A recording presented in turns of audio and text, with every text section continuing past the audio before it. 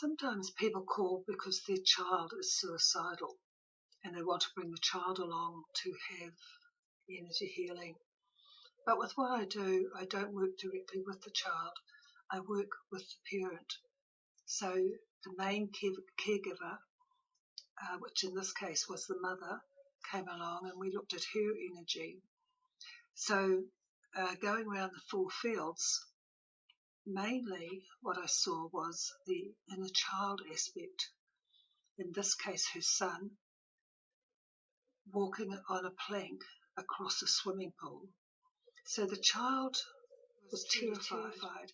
So we worked to get the child off the plank and into a safe place. Also, working through the mother was looking at her energy, what it was doing, and it was kind of backed off, dealing with a father who couldn't show his emotions. So moving the energy happened while I was working with her and brought them more together, but also we got her to plan a more collective aspect in dealing with the child, where her family was more supportive and helped her. So they were working parents, and there was not a lot that they could do or that they could afford to do with giving up their job. But what they could do was get people to help, so the child had much more help and support himself.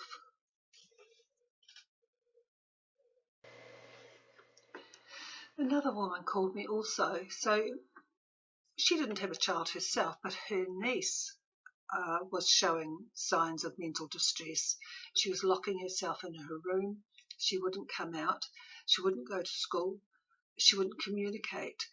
And this had been going on for a couple of months. So the family was very concerned. They were very worried that she would hurt herself, do self-harm, or even suicide. So they had tried to get her to a counsellor. She wouldn't go. She wouldn't do anything.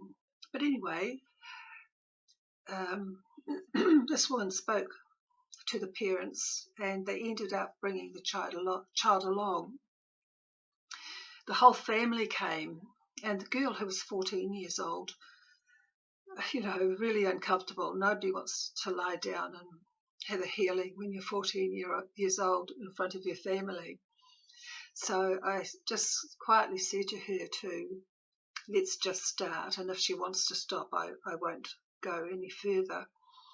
So I began massaging a part of her, and as I did that, I saw like a little person, 6 inches high, under a kitchen table. So this little creature was under the table, and these big feet were stomping past. It was like big workman boots, and this little person was terrified. She was emotionally, she felt crushed, she felt in danger. And as the massage continued, things began to move, and she ended up, I saw this aspect being taken and put on a windowsill. So in fact, she was the same height as everybody else and not in danger of being tramped over. So this sounds really strange. But anyway, they went away. At that stage, she said she would like to stop. So, okay, I said, we'll stop. And so they left, disappointed that she hadn't continued.